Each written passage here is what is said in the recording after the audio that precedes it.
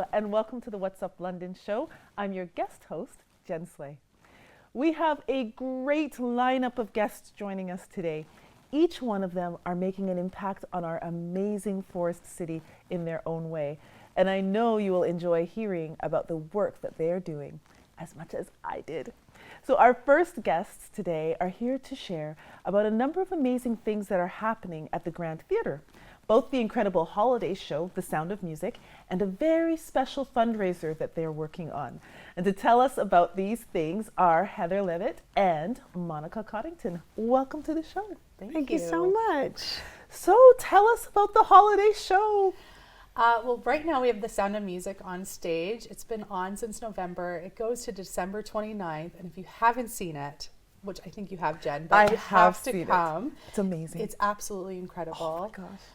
We've had over 28,000 tickets sold. It's quickly selling out, but the best available tickets are midweek, Tuesday, Wednesday, Thursday. So don't delay. Tell all your friends. We're really, really, really proud of this show. It's phenomenal. Like the children. Yes. Because I mean, adults, I love watching them, but it's when I see the kids on the stage. The kids are incredible. Talent. And there's two youth casts. They take turns, and they're all local children, and they do such a phenomenal job. They're so sweet. Yeah, wonderful. Yeah. Wonderful. Some of them, it's their first time on stage. It's amazing. Yes. And you would never know that. No, never you would know never it. know that. Yeah. Okay, so there's The Sound of Music, Yes. which is phenomenal and amazing. It Everybody is. has to go see it. And then there's a fundraiser. There is a fundraiser. Well, we've got Sound of Music. We've also got the many plays after that, and we've also got our fundraiser. So our fundraiser, we've got two things going on. One is this is the time of year that we do our holiday ask. A lot of people with their tax planning, it's the time that maybe, you know, with the season of giving, and also, you know, in terms of tax planning, giving before the end of the calendar year. But we have some postal disruption going on. A little thing. So normally we would send out about 12,000 letters in the mail, and it's a huge part of our fundraising budget. I think a lot of people don't realize that the Grand Theatre is a registered charity, and so I think people assume that when you buy tickets to the theatre is funded by that, you know, profit and that sort of thing. But tickets only cover about 50% of our profits. So we rely on government, grants, sponsors, and our community. And our community is really, really wonderful to us, often mostly at the holiday season. So with the postal disruption this year, we're doing this by email.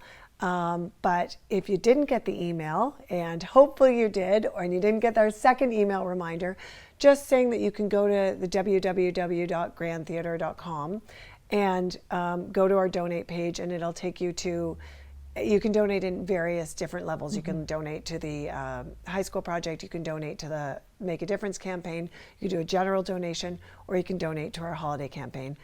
It doesn't, you know, you can direct your donations how you like, but this time of year we really do rely on donations, and we are really, really thankful for the people that give to us at this time of year. So that's one thing we've got going on right now. And the other is that we used to be powered by steam. So we joke that we're out of steam because we are not heated by steam anymore. So that has been cut off in the downtown, and we've had to purchase a boiler.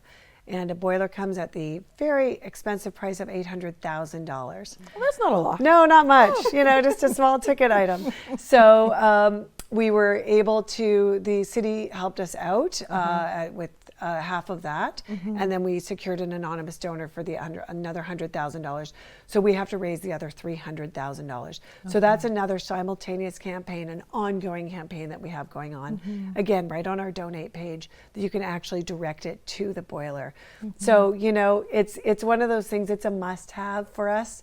We like to joke with The Sound of Music that warm woolen mittens are not going to keep us warm enough this winter. So those are our two major fundraising asks. Right. And if people wanted to become, because you are a registered charity, if people wanted to donate regularly, that is possible for them to do. Yeah, I think one thing that people don't realize is that you can give monthly. So sometimes, you know, someone might want to give. Another thing that we have associated with our donations is a whole donor benefit program. So behind the scenes events at certain levels, you will get a subscription included, drink tickets, various things at various levels, all which can be found on our donate page, and you can link to the donor benefits package to realize what we get according to different levels. But a lot of people don't realize that if they did want to give it a level, that they might not be able to do that cash output all at once. You can give monthly, you can give in installments, you can do it however you want. And we're thankful for all of it. Yes. Yeah. Well, thank you so much for being here. I can't wait to go back and see the show for a second and third time this season before they go. And thank you again. Yeah, Thank you so thanks much, for having Jen. us. No problem. We will be right back.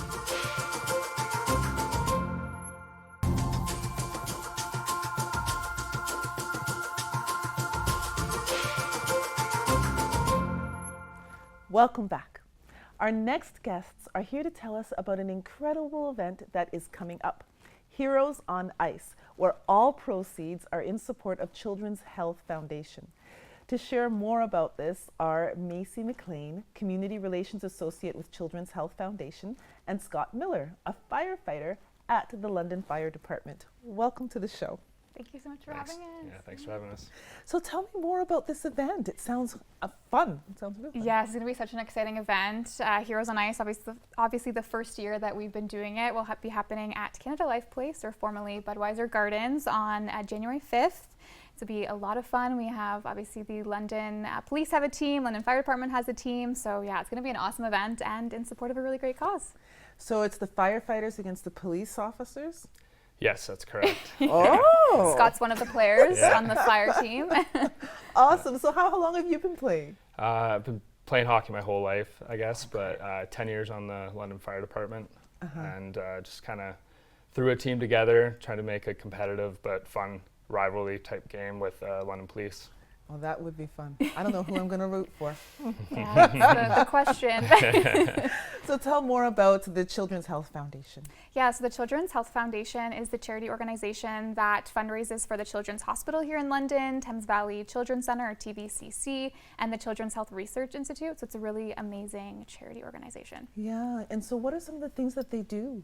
Yeah, we do lots of things. So when it comes to the Children's Hospital, the donors and the money that we get donated goes to support purchasing things like equipment, also those life enriching programs like child life, art therapy. So things when you're a child in the hospital and you're not sure what you're going through, it can be very scary and daunting. So helping the kids go through those things in the use of like play or music, things like that. So it's honestly amazing. Ever since I've worked here and learned more about the Children's Health Foundation and all the things that we do and all the things that our donors do and their generosity and the impact that those dollars make is very cool. And not only are you supporting the children while they're in the hospital, but the families who have to take time off work and all, like, how can you tell a little bit more about that? Yeah, of course. So for the Heroes on Ice event, specifically, all the money that we raise will be going to the Family Assistance Program. So if you really think about it, obviously when you are coming to the hospital with your child, that can be a very stressful time. It can be very daunting. And sometimes if it's a prolonged period of stay, or really however long it may be, that can mean that some parents need to take time off work. So then that can add even more stress on top of that financially. So the Family Assistance Program is a really important program. It helps a lot with paying for your taxi or your bus or gas to get to the hospital, paying for your parking, or when you get to the hospital, depending how far you're coming from, you may not have very many things with you. So really helping to make sure you have those necessities. So it's for any family essentially that is has a child at the Children's Hospital. So whether they're from in London or outside of London, they can go through the process to get access. Yeah, so they'll just be referred, and any family that's in need of that extra financial help, it's a great resource for them to have. Awesome, wonderful. So a little bit about the game, because I didn't realize it was firefighters against police officers. This is going to be fun. It'll be fun. So how many years has this been going on? This is our first year. Oh. We are hoping to make it an annual event. So hopefully it snowballs, makes a bigger event every year. Get more and more people out. It's January 5th, which is the last Sunday before kids go back to school or school from Christmas vacation. So hopefully families will come on out, support the event. I'm sure they'll be looking for things to do with their kids, and for it's sure. Afternoon game time. So hopefully get a big crowd out. Might make a good stocking stuffer. Yes, it's a great idea, and yeah, we're so excited to see. I'm just very excited for the event. Obviously coming up with the idea and then bringing up London and London Fire and London Police on board to help plan it too. It's exciting to see the response that we've been getting already. So it should be a really fun event. Oh, that's great. That's wonderful. Okay, and so again, it's January. How can people get the tickets? Where can they go to get the tickets? Yeah, so it's super easy. You just go to childhealth.ca/Heroes on Ice, and you can purchase your tickets right there. They're $5 per person. Okay, and if people can't go, but they still want to donate in some way, can people do that? Yes, definitely. You can go to that same website, and you can just hit donate to the event, and then you can make a donation. Perfect. Well, thank you so much for being here. Good luck with the game. I'm still going to decide who I'm rooting for. I don't know. Thanks so much for having us. Yeah. Really Not a appreciate problem. it. Thank you. Not a problem. We'll be right back.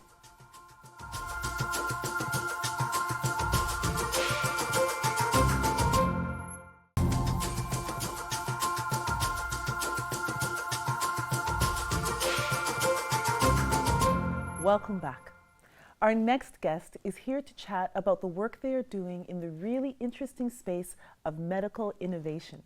Toomic Biswas is the co-founder of Toomic and has some really incredible things to share with us about their growth and the technology that they have developed. Welcome to the show. Well, thank you so much for having me. No problem. So tell me more about this innovative technology, all of it. Absolutely. So Toomic is a medtech startup, as you just mentioned, and our biggest goal is to build these platform technologies that leverage robotics, ultrasound imaging, and AI. And our whole goal is to automate a lot of these manual workflows that are present in cancer diagnostics. So this first technology that we're building, it's basically an integration of robotics, ultrasound imaging, and AI. And our whole goal is to automate this manual search process for colon cancer tissues. And basically what's happening worldwide, my team and I, we interviewed over hundreds of pathologists in different parts of the world, so in the US, Canada, Middle East, and Europe. And what's really fascinating is when someone gets colon cancer, a subset of those patients undergo surgery. The surgeons go in, they basically cut out where that tumor is and the surrounding fatty tissues. And this massive tissue sample is sent to the pathology lab where someone is literally using their hands, digging through the fat, trying to find these small lymph nodes that are buried in those tissues. Sounds crazy, right? Yes. Part of this process, the reason why they have to find every single lymph node is they send those lymph nodes for more testing. And the whole goal of those tests is to figure out how many of those lymph nodes are cancer positive, because a number of those positive lymph nodes would indicate if you're stage 2, stage 3, or stage 4 colon cancer. So we did some initial studies with some leading hospitals, and we're finding that the average human error rate is about 50%. We've heard from our interviews it's a super time-consuming process, between 1 to 3 hours of just manually searching, and it's quite cost prohibitive for the labs. So the technology we've built is basically this novel benchtop robotic device, and the whole idea would be pathology staff take the tissue, they place it into our robot, press start, and the robot basically uses ultrasound imaging to scan the tissue automatically. Those images are being analyzed by our AI, and our AI then tells the robot to physically mark where the lymph nodes would be automatically. Oh my gosh. That is amazing. Thank you. And so then once they've located it, is that when humans come back in? Exactly. And they know exactly where to look? Exactly. And the whole goal right now is basically automating the search process in a way where we can allow pathology staff to know exactly where they need to look. In parallel, they can go do other urgent work. So our ultimate goal is to really enhance the workflows for pathology staff and just elevate their work experience. Because just imagine mindlessly just searching through tissues for 1 to 3 hours. That 1 to 3 hours could be used in other areas of the pathology lab where there's urgent cases coming, like breast cancer tissues coming in that need to be analyzed. And our goal is to hopefully allow pathology staff to reallocate some of that time toward the busy workloads that they have in their day-to-day practice. Yeah, because I can imagine for someone who might be diagnosed or concerned that they have, that waiting time is probably increases the stress, which increases like the negative outcomes, right? That's absolutely right. I was actually speaking with a colon cancer survivor like here about a week ago, and she was mentioning she had to wait almost 6 weeks for her pathology report. Now, just to give you some context, the actual recommended guidelines is a maximum of 4 business days. So imagine if you're a patient, you're suspected of having cancer, I would want to have my results like today, right? So our goal is to hopefully improve this workflow efficiency where hopefully the patients can receive a timely report because then treatment decisions can be based. Yeah. And for me, that means a lot to me because I lost my aunt to improper cancer staging. She passed away at around 47. I'm so sorry. Oh, thank you. It was back in 2008. But that's just one of the reasons why we need to give timely care to patients. Yeah. And so how much time is saved? Like what's the saving? Yeah, no, it's a great question. And that's something we're actively working on right now because the time output will depend on how big the samples are. So it could be from small sample to a very large sample and the time differences will vary. Because we're still in the R&D process of our technology, the time-based trials is something we're going to be doing. Hopefully next year is the ultimate goal. Okay. But I will say with these new AI-powered tools, the speed and efficiency of these algorithms are becoming faster and faster and even better. And again, a lot of this is dependent on a lot of the training data sets that you compile and label to train your AI algorithms. Okay. And where are you located here in London? Yeah, so we're situated at BioNext, which is a medtech incubator here in London. And that is actually located on the 6th floor of Robarts Research Building, which is right on Western University campus and right next to the hospital as well. Wonderful. And is there anything that Londoners can do to support the work that you're doing? Yeah, I think honestly the entire London ecosystem, from Western University, BioNext, the Ivy Business School, the medical school, the hospitals have done such a phenomenal job supporting us. Because to build a medtech company, you really, really need to have an entire village. Yeah. It takes an entire village. And my biggest thing is we always advocate for our pathology staff because I feel like in medicine, there's not a lot of recognition for pathology staff and the pathologists and the clinicians in that area, even though such important work is being done. So our biggest goal right now is to really advocate for the pathology staff, but also for patients to help them better understand how cancer is being staged. So if there's any cancer patients out there that just wants to understand more about, colon cancer staging pathways, or just in general learn about our technology, my team and I are always happy to chat with them. Oh, wonderful. Thank you so much for all that you do. Thank you. Thanks for having me. No problem. We'll be right back.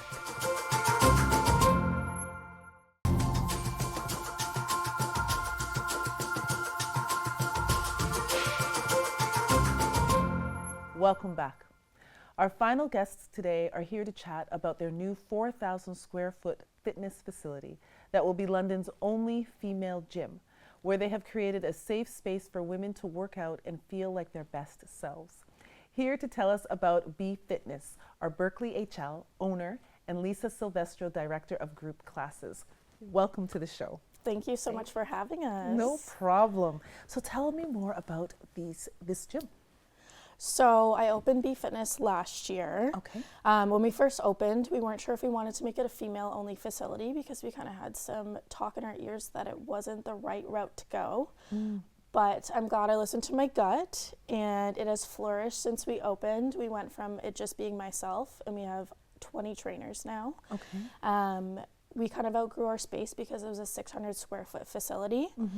So we needed a bigger space because we couldn't offer anything more because we are strictly personal training right now. Okay. But when we open our 4,000 square foot space, we will have open gym memberships so people can just come in and freely work out whenever they want. And then we will have group fitness as well, which Lisa is going to be in charge of. Nice. And what are the group fitness classes? We're going to have such a wide variety. It's very exciting. We're going to have around 40 classes a week that we're going to offer, 12 different types of classes, including like full body strength and full body HIIT. So if you're looking for something more cardio adjacent or something with more weights, you have basically your choice. And we also have some mobility and recovery classes for more stretching. And we also have as well some challenge classes that are going to be a little more catered to people that are looking to, get a good sweat in and feel challenged. Booty classes for And the girls. booty classes, yes. we know the girls love to work Good their booty pumps. booty pumps. So Yeah, we're going to have a class catered to that as well. So Nice. yeah. And it sounds like there's going to be different fitness levels, like people who are brand new to this or not very fit to those who are extremely fit. Absolutely. Yeah. I think that, there's already so many barriers to fitness for women in the city, and having an all women's facility, I think, is just going to be a great stepping stone for a lot of women to just come and try something new, and it's going to eliminate one of the barriers that exists. So Yeah. So there's definitely no limitations when it comes to ages, because we have older trainers as well. So we have people who are 60 plus. We'd love to get even people who are older than that. And we're going to focus on teens and doing certain classes for them and workshops to focus around self-esteem and stuff like that as well. So yeah, definitely lots of age ranges for Be Fitness. You know, it's interesting because with fitness, it's one of the first things that people put to the side when they're getting stressed or when they're overwhelmed, not understanding that it's the best thing that you can do 100%. to decrease the stress level, right? Yes. No, fitness is very important for that, for sure. Yeah, and it's also preventative of a lot Absolutely. of diseases that are out there. Of course, yes, absolutely. putting your body, I think, through that like temporary physical stress of working out is like just makes you so much more resilient to the stressors of every day outside of the gym. Yeah. So where's the location? So we're going to be at 1040 Warncliffe Road South. Smash Pickleball just opened a facility there, and we're in the same building, but we're going to be in the back side. So we're going to have a separate entrance, so nobody from Smash is going to be able to come into our facility, but we are located in the same building. Awesome. Oh, that's exciting. And so why do this? What was your gut telling you? Well, I came up with the idea 3 years ago, and I was like, I really want to do something that's women's only. I felt like it was something that was lacking in London, Ontario. And then that's when I had told my boss at the time, and he was like, it's just not a good idea. You're just you're focusing on one demographic. It's a big demographic, though. It is. And if you do go to majority of fitness classes in London, it's 80 to 90% women. Like they take up majority of the space anyways. So it's just something that I've always really wanted to do, and I felt like it was a really great idea, but that kind of got pushed to the back of my brain because I was like, okay, he's owned multiple gyms, like it must not be a good idea. And then that's why I was hesitant when we opened. I was like, I still don't know if this is the right route to go, but then something was just like pushing me, telling me to do it, and I am so glad that we decided to make it women's only because it's been so special since we've opened, and like the amount of women's lives that we have changed from opening a women's only facility. Like lots of people who wouldn't usually go to the gym that are now coming out and working out and taking care of themselves has been amazing. So how do people get in touch with you? How do they sign up? Go ahead. Yeah, you can go on our website at Be Fitness, Instagram. You can shoot us a DM there as well, but there's still memberships available to purchase. Yeah, you can get a founder's membership. There's open gym memberships, group training memberships. There's so many different types of memberships, including we have a maternity leave membership as well for women that are going to be, at home, and it's a 10.5-month membership, and it's catered to women that, we know that when you're on mat leave, finances can be tough, and that was the main focus of that membership type. But yeah, Sounds phenomenal. yeah, there's tons of different Thank ones. you for following your gut. Thank you. Thank you. Thank you. Thank you. Thanks for being here. Of course. Thanks. Well, that is the end of this week's episode. Thank you for watching and for listening. Please support the efforts of our guests by liking, commenting, and sharing this episode of What's Up London with your friends, your family, and your networks. Please visit our guests' websites and social media pages and plan to support their efforts. I hope to see you again in the new year, but until then, take care.